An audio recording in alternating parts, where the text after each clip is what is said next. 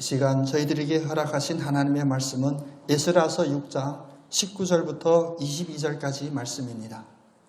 사로잡혔던 자의 자손이 첫째 달 14일에 유월절을 지키되 제사장들과 레위 사람들이 일제히 몸을 정결하게 하여 다 정결하매 사로잡혔던 자들의 모든 자손과 자기 형제 제사장들과 자기를 위하여 유월절 양을 잡으니 사로잡혔다가 돌아온 이스라엘 자손과 자기 땅에 사는 이방 사람의 더러운 것으로부터 스스로를 구별한 모든 이스라엘 사람들에게 속하여 이스라엘의 하나님 여호와를 찾는 자들이 다 먹고 즐거움으로 이레 동안 무교절을 지켰으니 이는 여호와께서 그들을 즐겁게 하시고 또 아수르 왕의 마음을 그들에게로 돌려 이스라엘의 하나님이신 하나님의 성전 건축하는 손을 힘있게 하도록 하셨음이었더라.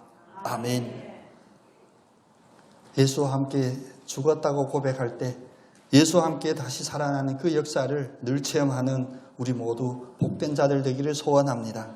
우리 옆 사람께 이렇게 인사하면서 축복하겠습니다. 신앙생활은 즐거운 것입니다.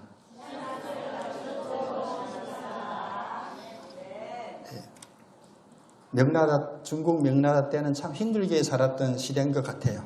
그래서 어느 한 동네에 아버지와 아들이 수년째 이제 유리 걸식하며 이곳저곳 정처없이 떠돌아다니는 두 부자가 있었답니다.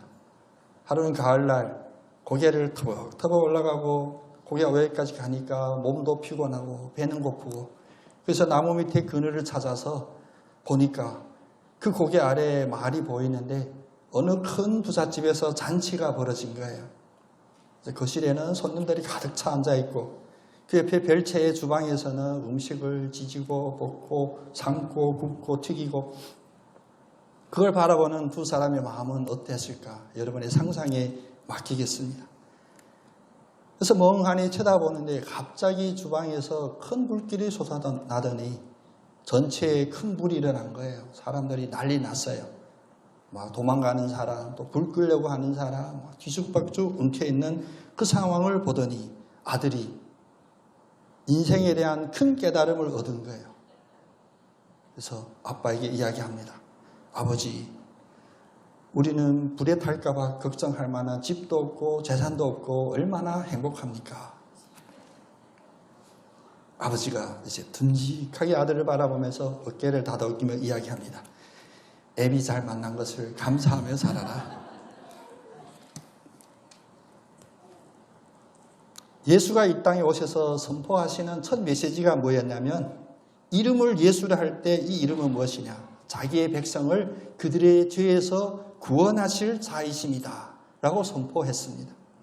오늘 이 자리에 온 우리 모두는 무엇을 위하여 또 무엇 때문에 이 자리에 함께 모였냐면 하나님 아버지가 우리를 구원해 주셨다라는 이 은혜에 감사하고 경배하고 또 이 믿음 안에서 이 세상을 승리하려고 하는 결단 때문에 이 자리에 모였습니다. 그래서 우리는 우리 자신을 어디에서 소개할 때 우리는 구원받은 성도입니다 라고 소개를 합니다. 구원받은 성도들에게 내적으로는 무엇이 필요할까? 구원받은 성도의 합당한 삶을 살기로 결단하는 그 믿음이 필요하고 외적으로는 무엇이 필요하냐? 바로 이 구원받은 자들의 특징인 그 즐거움과 행복함이 얼굴에 드러나야 합니다.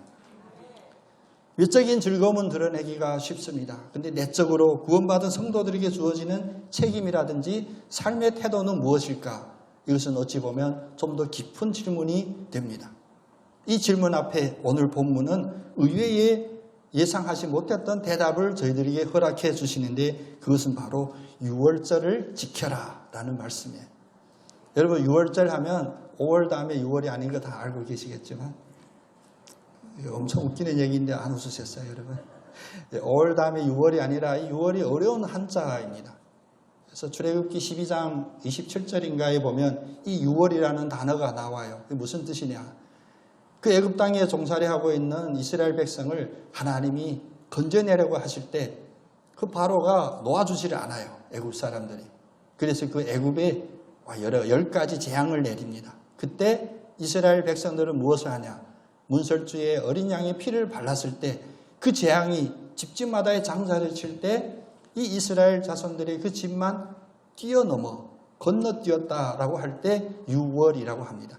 그래서 유월은 다른 말로 표현하면 건너뛰었다라는 그런 뜻이에요. 그런데 이 유월절을 지키라라고 이야기하는데 이 유월절은 무엇이냐? 하나님의 진노 속에서도 우리 하나님의 선택한 백성들은 그 진노를 피하고 그 진노를 받지 않고 구원받았다라고 하는 그런 영적인 의미가 되기 때문입니다. 이 에스라서에서 이제 우리 6장까지 읽었던 이야기들이 무엇이냐? 바로 사람의 능력이 아니라 하나님이 섭리하심으로 하나님이 다 준비하시고 성취하게 하셔서 그 성전 건축이 이루어졌습니다. 성전 건축이 이루어지면 무엇부터 해야 될까? 저희 주변에도 성전 봉헌식 하는 경우들이 많이 있습니다. 지금 올해도 2개 교회가 지금 예약되어 있어요. 이제 성전 봉헌식 할 때 목사님 꼭 오라고 하는데 우리는 성전 건축이 되면 성전 봉헌식을 합니다. 더 중요한 것은 무엇이냐? 그때 우리가 또 축하하고 감사하는 또 헌금도 하게 됩니다. 그래서 성전 봉헌할 때 이런 예배 드리는 거 매우 중요하다고 합니다. 이 아는 사람만 아는 비밀인데요. 그런데 이 이스라엘 백성이 이 에스라에서 나오는 이들이 성전 건축한 다음 하나님이 하라고 하신 그 말씀은 무엇이냐?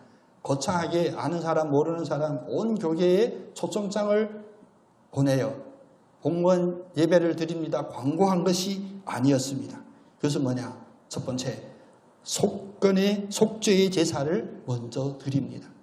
오늘 읽은 말씀은 19절부터 읽었는데 17절 말씀에 보면 하나님의 성전 봉헌식을 행할 때 수소 100마리와 순양 200마리와 어린 양 400마리를 드리고 또 이스라엘 지파의 수를 따라 수염소 12마리로 이스라엘 전체를 위하여 속죄제를 드리고. 여러분, 이 말씀을 여러분의 마음판에 꼭 기록하시기를 원합니다. 우리에게 좋은 일, 축하할 만한 일이 있어서 축하로 끝나면 그것은 본질과 비껴나간 것입니다. 우리에게 기뻐할 만한 일, 축하받을 일이 있을 때 첫 번째 해야 되는 것이 무엇이냐?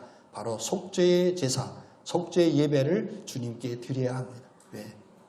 우리는 이 기쁜 일을 맞이할 자격도 없습니다.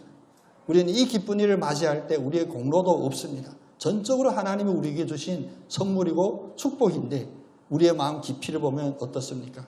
늘 교만하고 탐심에 가득하고 힘들 때는 하나님을 찾다가 내가 편안하면 하나님을 멀리했던 우리의 이 죄된 인성을 먼저 이 감사한 일, 축하받을 일에 먼저 속죄의 제물로 하나님 앞에 나아가야 한다는 것입니다. 속죄의 제사를 드린 다음 그 다음에 한 일이 무엇이냐면 오늘 본문에 함께 읽었던 유월절 절기를 지키는 일이었습니다. 속죄 제물을 드린 다음 유월절 절기를 지킴은 이제 예배에 국한된 일이 아니라 바로 구원받은 성도들의 삶의 영역에 국한되는 일입니다. 우리의 삶 속에서 유월절을 지키는, 그래서 더욱 복된 성도 여러분 다 되기를 간절히 소원합니다. 그러면 구원받은 성도들이 이 세상에서 유월절을 어떻게 지켜야 할까? 오늘 말씀에 보면 세 가지가 나오게 됩니다. 첫 번째는 우리 함께 고백하겠습니다. 정결한 삶을 살아야 합니다. 20절에 보니까 이 유월절 지키는 그 첫 순서는 무엇이냐? 제사장들과 레위 사람들이 일제히 몸을 정결하게 하여 다 정결함에 그 후에야 자기를 위하여 유월절 양을 잡으니.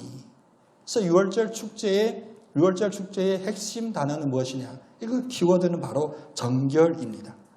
하나님께서 주님의 백성들을 유월절 양의 그 희생으로 근거하여 구원하여 주셨다면 우리도 그 희생의 피를 흘려야 되는데 그 희생의 피가 무엇이냐? 바로 정결하게 되는 것입니다. 여기서 우리는 무엇이 정결한지에 대하여 이야기하지 않아도 우리의 양심, 우리가 교육받은 교육 다 알고 있습니다. 결론은 우리가 정결하게 되는 이 일을 하나님은 성화, 깨끗하게 되는 이것을 성화라고 하고 이 성화는 우리의 삶 속에서 이루어지는 것입니다. 우리의 마음속에 거룩한 마음을 품으면 우리의 삶에도 우리의 행실에도 이 정결함이 드러날 수밖에 없습니다. 이것은 자연적인 하나님의 축복입니다. 교회사를 바라보면 교회사 가운데는 예수를 믿음으로 말미암아 구원받았습니다라는 이 교리가 선포된 이후에 일부 이 교리를 왜곡하는 사람들도 있었습니다. 그들은 무엇이냐? 나 이제 예수를 믿고 구원받았으니 죄로부터 해방되었으니 아무렇게나 내 마음대로 살아도 된다라는 그런 무율법주의자들이 교회 역사에 있었습니다. 오늘날 우리의 삶 속에서도 우리가 일관되지는 않지만 어느 순간마다 우리가 이런 영적인 교만에 빠질 때가 있습니다. 우리 자신을 깊게 돌아보면 내가 신앙생활을 열심히 한 그 모든 근거로 어느 순간인가 내가 앞장서 있고 내 생각이 더 선행하고 내 하고 싶은 대로 행하면서도 자기의 믿음으로 둔갑하는 이런 억지 부리는 삶이 우리에게 있게 됩니다. 우리가 주님으로부터 구원받았다라는 이 축복은 무엇이냐? 죄에서 면죄부를 받았다라는 그런 뜻이 아니라 우리가 구원받았으니 구원받은 자에 합당한 이 정결한 삶을 사는 것이 우리의 책임이고 우리의 의무가 되게 됩니다. 그래서 사도 베드로는 베드로전서에서 예수 그리스도의 이 피 흘리심을 받은 자의 합당한 삶을 살라고 하면서 우리를 구원하신 주님이 성결하시니 우리도 성결하게 살아야 한다라고 가르칩니다. 그래서 유월절을 잘 지키는, 다시 말하면 구원받은 백성의 그 삶의 첫 번째는 바로 성결한 삶, 정결한 삶을 사는 것이 우리의 의무가 되게 됩니다. 여기까지 얘기하면 여러분 마음이 좀 무거우시죠? 여러분 연기 잘해서 얼굴에 표현 안 되지만 이런 얘기하면 마음이 무거워질 수밖에 없어요. 왜? 우리가 정결하지 못하니까. 오늘도 정결한 척 이 자리에 앉아 있었지만 내 심히 우리 알기 때문에. 그래서 아까 교회사 얘기를 하면 또 한 부류 주님의 구원의 복음을 오해한 이들은 무엇이냐면 너무 막 딱딱하게 살았어요. 무겁게 살았고 모든 것을 다 주님 앞에 가장 성결한 모습으로 보인다 해서 외적으로만 성결하고 무거운 삶을 살았던 적이 있습니다. 그래서 종교개혁가인 루터는 하나님을 진정으로 만나기 그 직전의 고백이 무엇이었냐면 하나님 아버지라고 부르는 것이 가장 두려웠다고 해요. 왜? 하나님 아버지라고 부르면 자기 아버지가, 육신의 아버지가 생각나는 거예요. 그 아버지는 어떤 아버지였냐? 늘 루터에게 엄했고 조금만 어떤 흠이 있으면 회초리 들고 혼내고 그랬던 아버지라서 하나님 아버지라면 무서운 아버지, 엄한 아버지. 그래서 그의 삶에는 하나님을 믿음으로 말미암아 주시는 그 축복이 하나인 즐거움이 빠져 있었다. 다른 말로 말하면 믿음의 확신이 없었다라고 고백합니다. 그래서 우리가 정결한 삶을 살면 우리의 첫 번째 책임이고 의무이지만 이 정결한 삶을 삶이 결코 우리를 비참하게 하거나 늘 슬프게 하거나 부끄럽게 하는 것이 아니라 두 번째, 우리 한번 같이 고백해 볼까요? 즐거운 삶을 누려야 합니다. 아멘. 주님이 우리를 구원해 주셨으면 우리가 주님의 말씀을 순행하면 정결한 삶을 살면 우리에게는 즐거운 삶이 동반되어 오는 축복이 있게 됩니다. 오늘 22절 말씀을 보면 즐거움으로 이래 동안 무교절을 지켰으니 즐거움으로 지켰대요. 근데 무교절 그 내막을 알고 보면 즐거울 수 있는 일이 아닙니다. 자기 집을 떠나 밖에서 노숙하면서 요즘 우리가 말하는 그런 캠핑이 아니에요. 완전 노숙을 해야 돼요. 무교병은 무엇이냐? 여러분 우리가 빵이 맛있는 이유를 여러분 다 아시죠? 그게 누룩이 들어가서 발효했을 때 이게 단맛이 나는 거예요. 무교병은 무엇이냐? 발효하지 않은 빵. 식으면 돌덩이같이 되는 거. 씹기도 어려운, 저처럼 이빨이 부실하면 씹지도 못하는. 근데 이 무교절을 지킬 때 그들이 뭐 했냐? 즐거움으로 지켰다라고 기록합니다. 여러분의 삶에도 무교절이 즐거움으로 되는 그런 축복의 은사들이 있기를 원합니다. 이것을 왜 은사라 하냐면 22절 이어지는 말씀을 보면 이는 여호와께서 그들을 즐겁게 하시고 라고 합니다. 하나님이 믿음 안에서 우리를 즐겁게 한다는 것입니다. 제가 서두에 썰렁한 이야기 했는데 오늘 실패한 것 같아요. 여러분 많이 안 웃으셨는데 똑같은 상황이라도 그것을 바라보는 시선에 따라 느끼는 느낌이 다 다르거든요. 우리는 믿음으로 우리의 삶을 바꾸려고 하는 그런 의욕들이 많이 있습니다. 그래서 그런 열심도 많이 내고요. 그런데 교회의 역사를 꾸준히 살펴보면 하나님이 우리에게 역사하시면 무엇이냐? 우리의 눈에 보이는 그 외적인 조건들이 결코 바뀌지 않았을지라도 똑같은 상황이라 할지라도 슬픔에서 기쁨으로 바꿔주시는 하나님의 그 기적이 우리 안에서 운행함을 알 수가 있습니다. 이것이 바로 하나님의 기적입니다.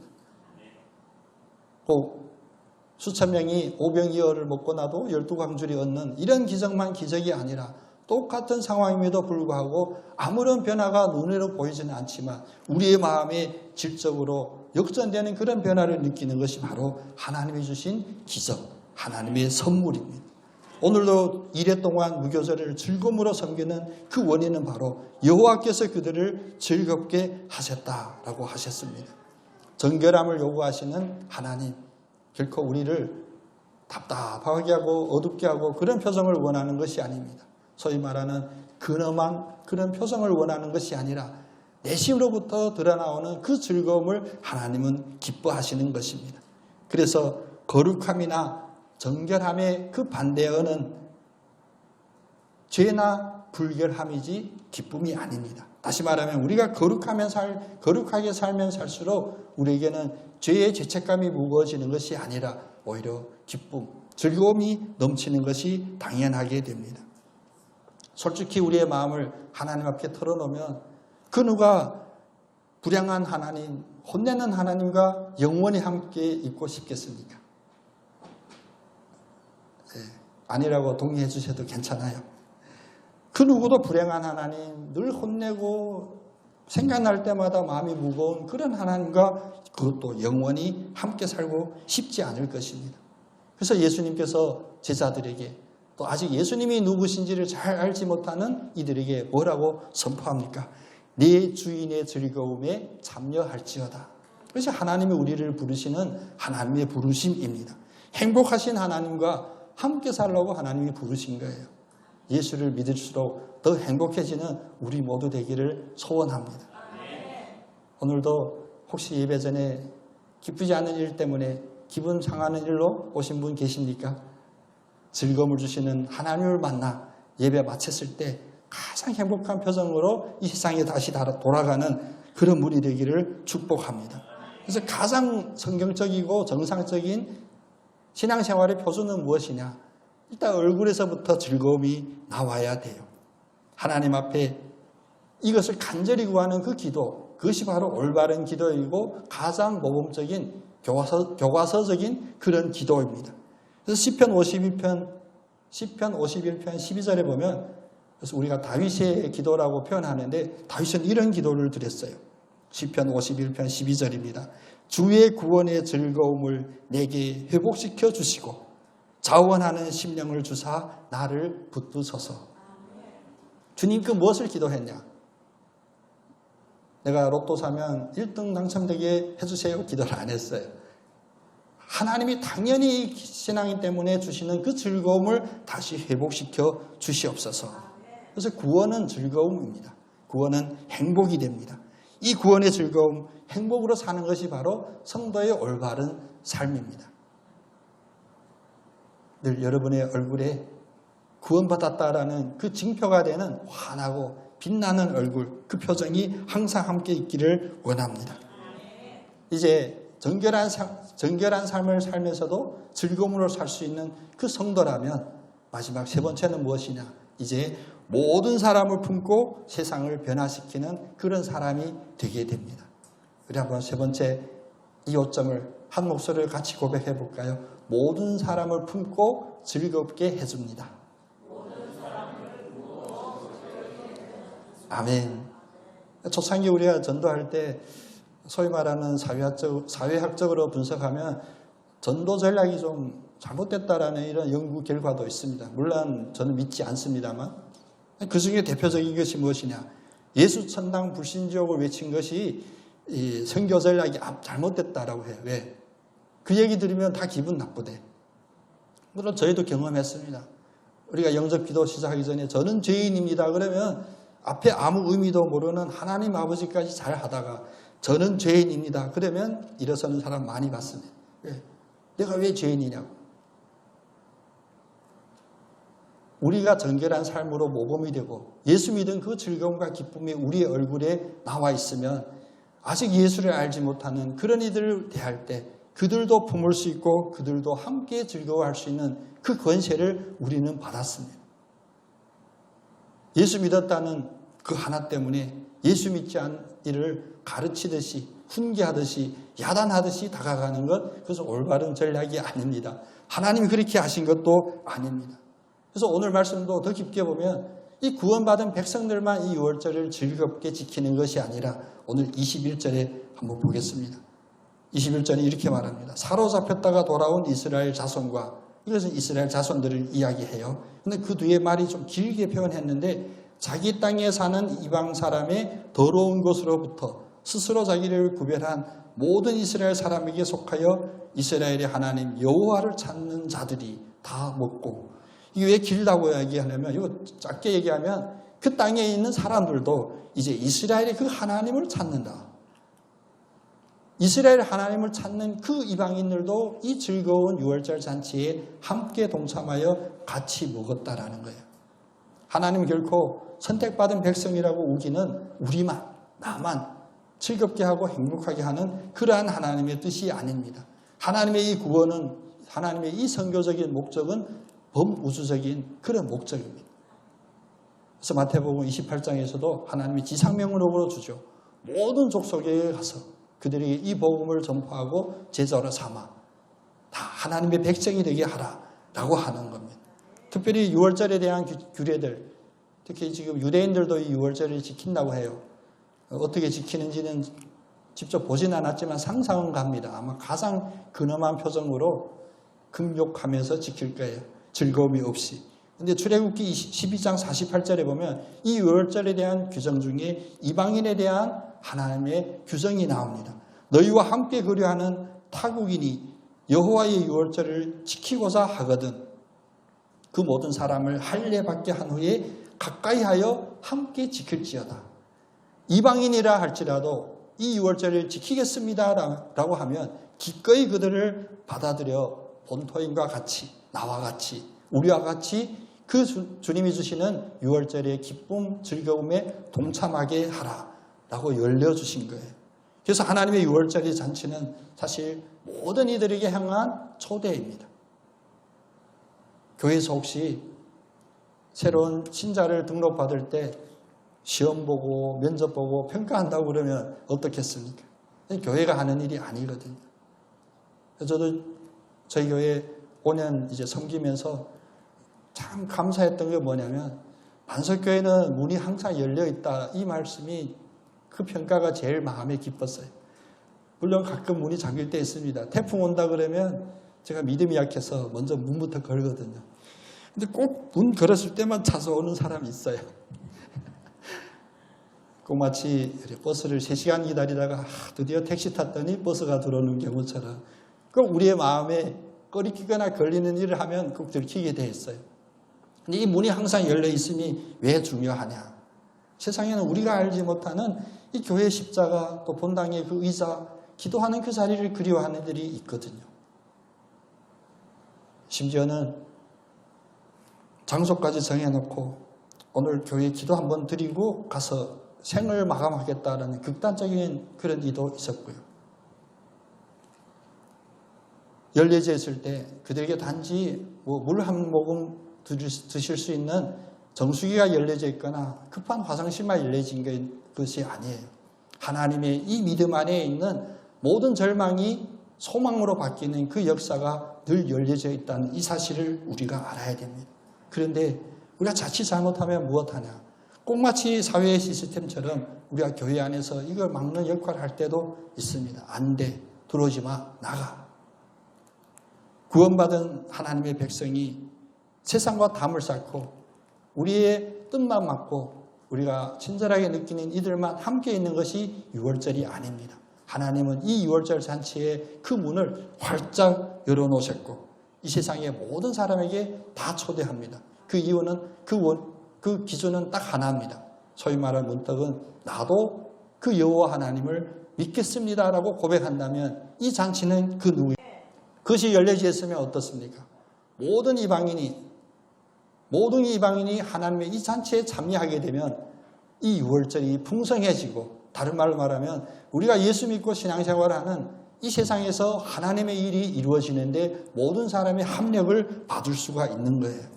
그래서 심지어 믿지 않는 이들도 이 일에 협력하는, 왜? 즐거우니까. 즐거운 일에는 누구나 다 협력하니까 하나님은 바로 이렇게 너그러운 마음으로 모든 세상 사람들을 인도하십니다. 그래서 22절에 말씀하시기를 뒷부분에 즐거움으로 이래 동안 무교절을 지켰으니 이는 하나님께서 그들을 즐겁게 하시고, 그 부분이 무엇이냐? 아수르 왕의 마음을 그들에게 돌려 이스라엘의 하나님이신 하나님의 성전 건축하는 손을 힘있게 하도록 하셨습니다. 예수 믿는 우리들의 이 즐거움이 사람들에게 보여지고, 이 즐거움으로 모든 일을 우리가 초대하는 그 열린 마음으로 다가갔을 때 믿지 않는 사람들도, 금방 믿었던 사람들도, 심지어 하나님 일에 대적하던 사람들도 하나님의 이 일에 힘있게 하는 도움이 된다는 것입니다. 여러분, 이 아름다운 신앙의 원리를 우리의 삶 속에서 하나하나 실천해 나가기를 원합니다. 그래서 다른 사람을 품는 것, 이것이 바로 세상을 변화시키는 것이고, 다른 사람을 품고 그들에게도 이 즐거움의 영향력을 행사하는 것이 바로 하나님이 우리에게 주신 빛과 소금의 그 역할입니다. 궁극적으로 세상의 변화의 소망은 결코 유엔에 있는 것도 아니에요. 국제 정치에 있는 것도 아니고 국제 경제에 있는 것도 아닙니다. 그것은 어디에 있냐? 예수 믿는 이들이 그 구원의 확증으로 드러는 그 즐거움 때문에, 그 긍정적인 생각 때문에 세상이 바뀌게 된다는 것입니다. 그래서 예레미야서 29장 11절에 우리가 잘 아는 말씀이죠. 하나님의 우리를 향한 생각은 무엇이냐? 평안이요 재앙이 아니고 우리에게 미래와 희망을 주는 것이라. 혹시라도 예수 믿고 신앙생활 하면 할수록 왜 이렇게 마음이 무거워지지? 그러면 그 자리에 멈추고 다시 하나님께 돌이켜야 합니다. 우리가 예수를 믿고 신앙생활하는 것은 무엇이냐? 바로 하나님이 주시는 이 마음, 평안한 마음이요 우리에게 희망과 소망을 부어주시는 그 하나님의 마음을 받아야 됩니다. 죄되고 힘들고 복잡한 상황이죠. 우리가 우리의 기준을 보면 진짜 마음에 드는 사람 한 사람도 없습니다. 오늘 녹화되지만 대통령부터 어제 토요일도 제주도 복지의 날이래요. 어제. 그래서 60여 개의 그 복지에 관련된 단체들이 부스를 해놓고 하더라고, 행사를. 그래서 국회의원 의장들 마이크 잡고 뭐라고 하시는데 마음이 안 들죠. 내 기준대로 평가하면 교회 밖에도 마음에 안 들고 교회 안에도 마음에 안 드는 일들이 많아요. 그런데 악한 세상만 보고 악한 것만 우리의 눈에 보이게 되면 우리에게 주는 마음이 무엇이냐? 바로 하나님의 대적자인 사탄이 주는 마음인데 바로 절망하게 되고 부정적이 되게 되고 희망이 보이지 않게 하는 그 어두움입니다. 하나님의 주시는 마음은 무엇이냐? 오늘 예레미야서 말씀처럼 우리에게 평안을 주시고 우리에게 미래와 희망을 주는 것이 바로 하나님의 마음입니다. 이제 우리의 판단 기준은 이제 내려놓고 무엇을 보냐?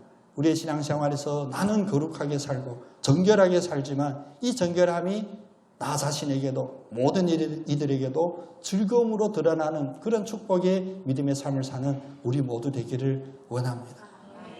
이쯤 하면 여러분 얼굴에 웃음이 가득해야 되는데 아직도 무거운 얼굴들이 있네요. 이 우리의 얼굴에 드러나는 무거움, 바로 우리의 마음의 어느 구석인가 아직도 어둠의 세력이 붙잡고 있는 부분이 있다는 증거가 되거든요. 온전히 우리의 얼굴이 밝아질 수 있도록 하나님을 온전히 의지하되 주님께 기도할 때 다윗처럼 하나님 저의 즐거움이 회복되게 해주세요. 이 기도를 시작하는 복된 여러분 되시기를 축복합니다.